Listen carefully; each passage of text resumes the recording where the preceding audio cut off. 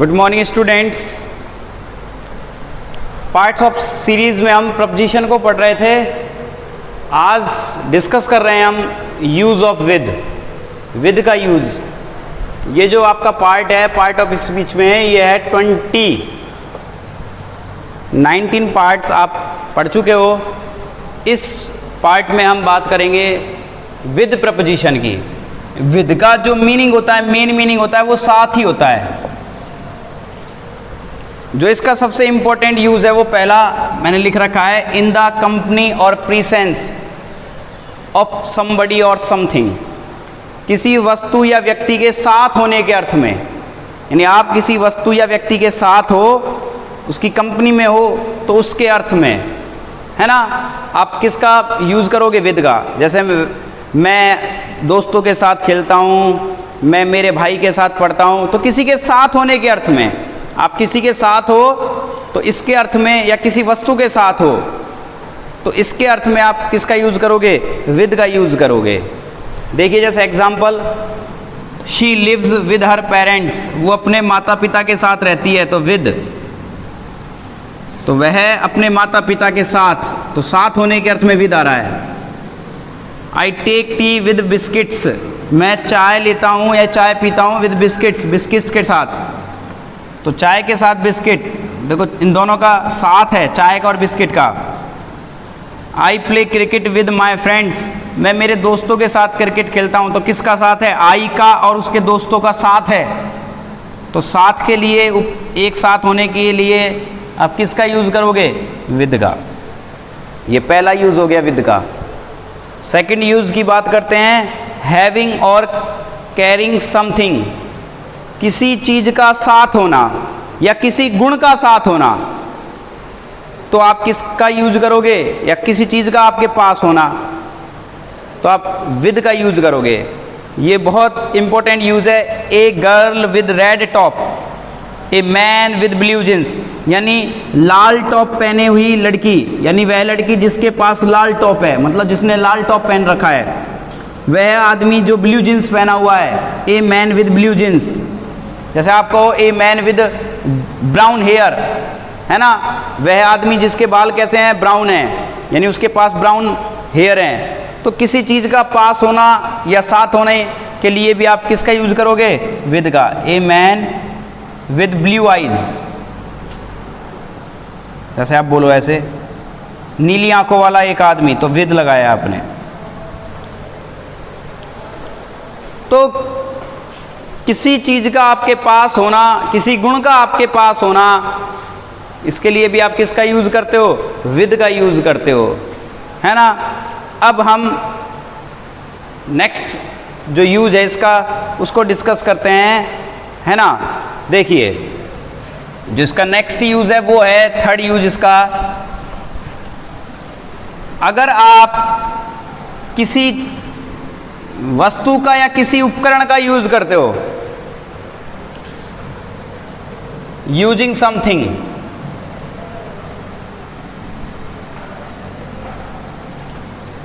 किसी औजार, उपकरण, किसी औजार, उपकरण आदि का प्रयोग करने के अर्थ में,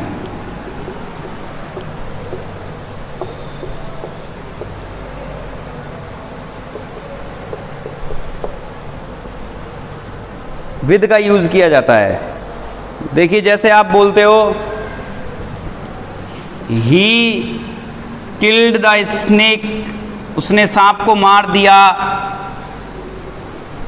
ए स्टिक, एक डंडी से, एक छड़ी से, एक डंडी से, छड़ी से उसने सांप को मार दिया। तो छड़ी के साथ होने की स्थिति में आपने किसी औजार का, किसी उपकरण का यूज किया, तो क्या आएगा? विद ए स्टिक, एक स्टिक से। इस अर्थ में यहां विद का मतलब होता है से। ध्यान रखना क्या मीनिंग होता है? से। उसने चाकू से फल काटा, ही कट द फ्रूट, उसने फल काटा विद ए नाइफ, एक चाकू से।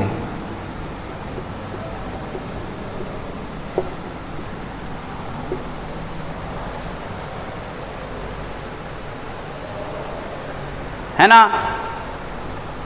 तो आप ऐसे किसी औजार के लिए, किसी उपकरण के लिए किसका यूज करोगे? विद का यूज करोगे। देखिए अब बच्चे नेक्स्ट यूज, विद का यूज इतना ही है। अब हम पढ़ते हैं यूज ऑफ बाय, क्योंकि बहुत ज़्यादा यूज पढ़ेंगे तो बहुत पार्ट्स हो जाएंगे, इसलिए हम अब पढ़ते हैं बाय का यूज। देखिए बाय टू शो नियरनेस, नज़दीकता या समीपता दर्शाने के लिए। आप किसी वस्तु या व्यक्ति के नज़दीक हैं, समीप हैं, उसके बगल में हैं, तो आप बाय का यूज़ करते हो। ये सबसे पॉपुलर यूज़ है इसका, है ना। जैसे मान लो आप गेट के पास खड़े हो या किसी व्यक्ति के पास खड़े हो तो आप बोलोगे बाय द गेट, है ना। आप गाड़ी में ड्राइवर के पास बैठे हुए हो तो आप बोलोगे I am sitting by the driver. कहने का मतलब किसी के बगल में, किसी के नेक्स्ट होने के अर्थ में, या किसी के नज़दीक होने के अर्थ में। जैसे मकान नदी के पास है, जो मकान है वो नदी के पास है तो बाय द रिवर बोलोगे आप। The house is by the river, the house is by the river, मकान नदी के पास है। I am standing by the gate, मैं दरवाजे के पास खड़ा हूँ। तो पास होने के अर्थ में बाय का यूज़ किया जाता है। देखिए example, he is standing by the window, वो खिड़की के पास खड़ा है। She is sitting by the driver, वो ड्राइवर के बगल में या उसके पास बैठी है। बाय द रिवर, नदी के पास। बाय द गेट, दरवाजे के पास। अब बाय का दूसरा यूज है पैसिव में। पैसिव वॉइस में ये एजेंट या डूअर को व्यक्त करता है, मतलब जिसने कार्य किया है, जिस व्यक्ति ने कार्य किया है। एजेंट का मतलब, डूअर का मतलब काम को करने वाला। जिस व्यक्ति ने कार्य को किया है उसके लिए हम किसका यूज करते हैं? बाय का। उसके लिए किसका यूज करते हैं? बाय का। जैसे बाय राम, जैसे आप बोलो Ramayan was written by Tulsidas, तो बाय तुलसीदास, है ना। A snake was killed by, a snake was killed by the farmer, किसान के द्वारा सांप को मारा गया। तो जिसके द्वारा काम किया जाता है ना। हिंदी में इसका मीनिंग आता है के द्वारा।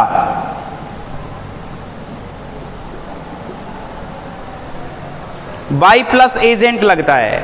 मैं आपको ट्रिक बताऊं तो बाय प्लस डूअर, डूअर का मतलब एजेंट, काम को करने वाला। डूअर का मतलब काम, जिसने काम किया वो लगता है। और नॉर्मली सेंटेंस के एंड में मिलेगा आपको। कहाँ मिलेगा? सेंटेंस के एंड में। जैसे मैं कहूँ रावण वॉज किल्ड, रावण को मारा गया बाय राम, तो बाय राम आएगा, राम के द्वारा। मैं कहूँ मैकबेथ, एक नाटक का नाम है, वॉज रिटन, लिखा गया बाय शेक्सपियर।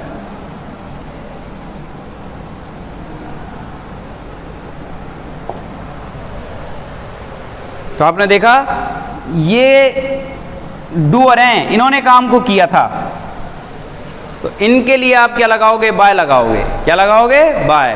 तो पैसिव वॉइस में हम किसका यूज करते हैं? बाय प्लस एजेंट, एजेंट का मतलब डूअर, डूअर का मतलब काम को करने वाला। उसके लिए आप इसका यूज करोगे। और आप पर्टिकुलर टॉपिक पढ़ोगे पैसिव तो आपको वैसे ही पता चल जाएगा, है ना।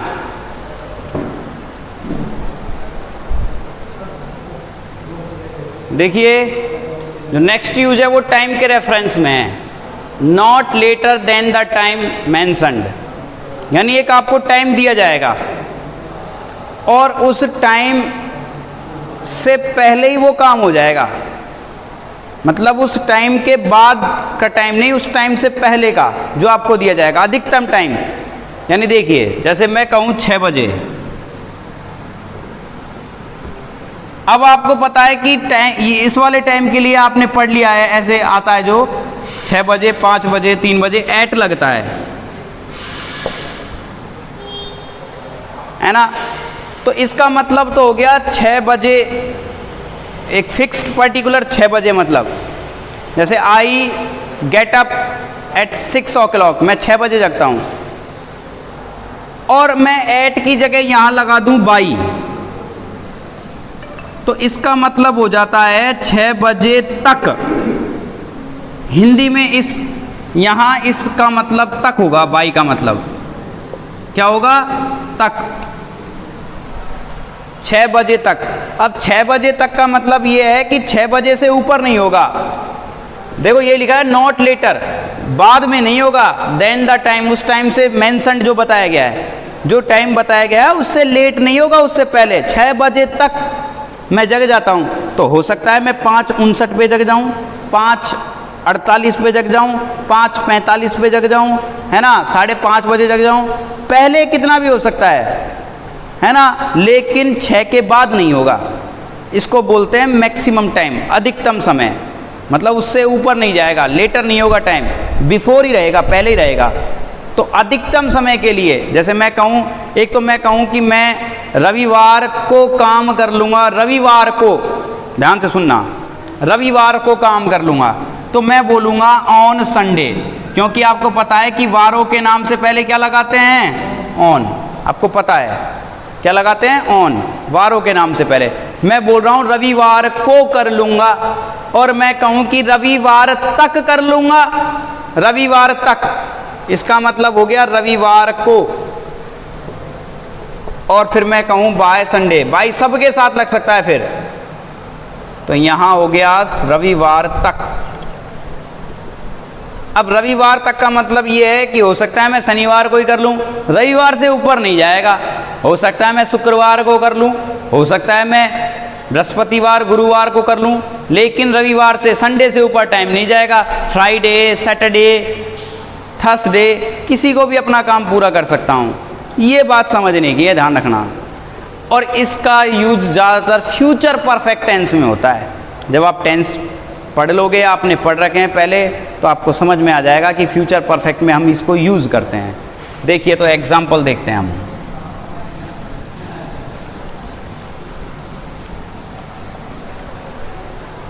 देखो, ही विल हैव, एक दो एग्जाम्पल पहले फ्यूचर परफेक्ट के देखते हैं। Finish the work by tomorrow, वो कल तक,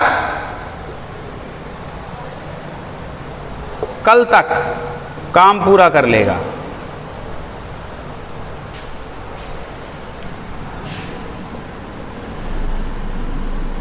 He will have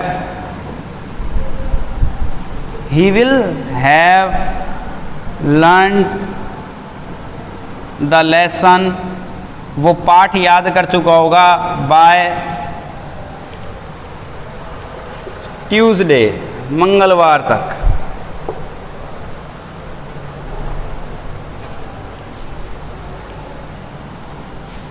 next example, can you finish the work by 6 o'clock, क्या तुम 6 बजे तक काम पूरा कर सकते हो? Can you finish the work by 6 o'clock। तो ऐसे टाइम के साथ आप बाय का यूज करोगे मैक्सिमम टाइम के लिए, है ना। आप लगा सकते हो ऐसे, बाय नेक्स्ट मंथ, ऐसे लगा सकते हो आप, है ना। By Sunday,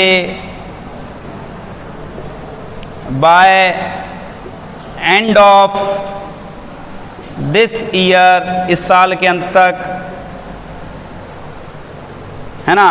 bye the time,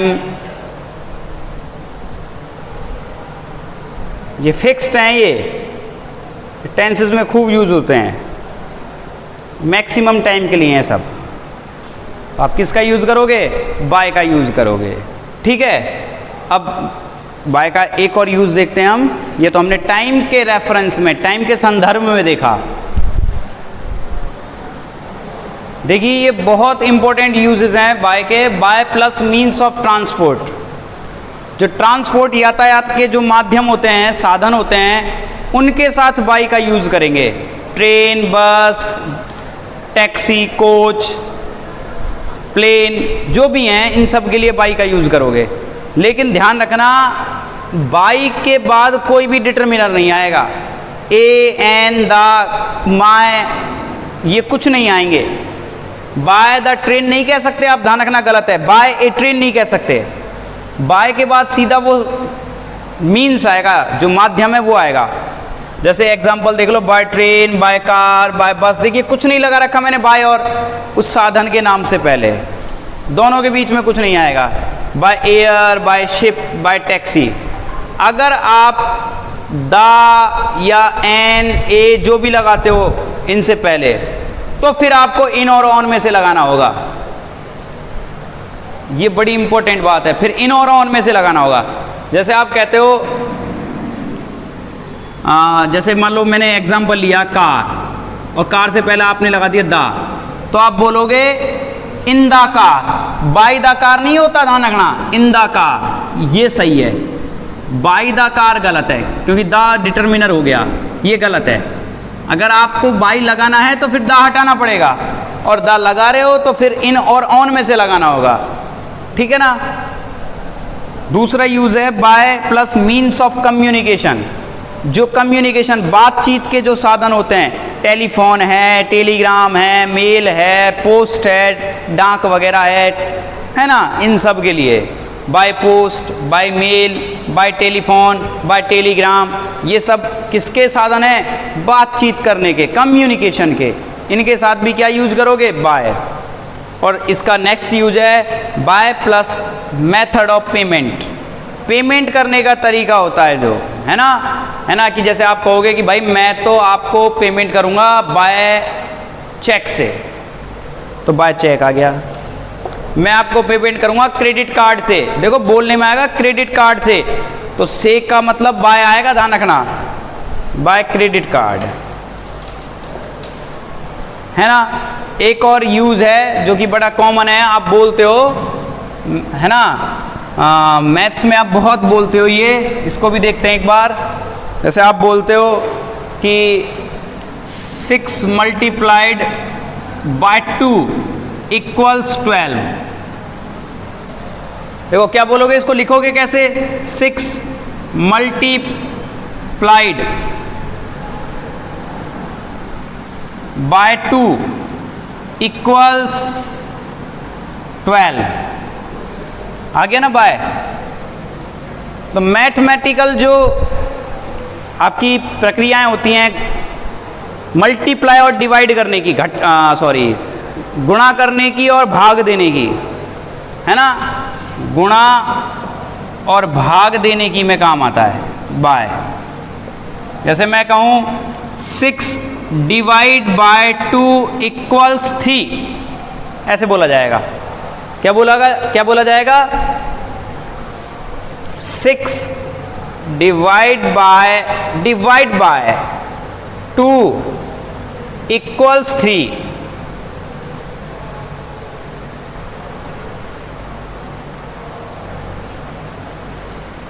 है ना, कोई मेजरमेंट हो, जैसे इंचेस हो, 3 बाय 3 का रूम है, 10 बाय 10 का रूम है, आपने सुना होगा, तो तब भी हम किसका यूज़ करते हैं? बाय का यूज़ करते हैं। ये कॉमन यूज़ है बाय का, है ना, आम बोलचाल भाषा में बोला जाता है। आपने सुना होगा कि हाँ भाई 10 बाय 12 का रूम है, 10 बाय 12 का कमरा है ये, है ना, 10 बाय 12 बोलेंगे फिर, है ना, कि ये 10 बाय 8 का रूम है, 8 बाय 10 का रूम है।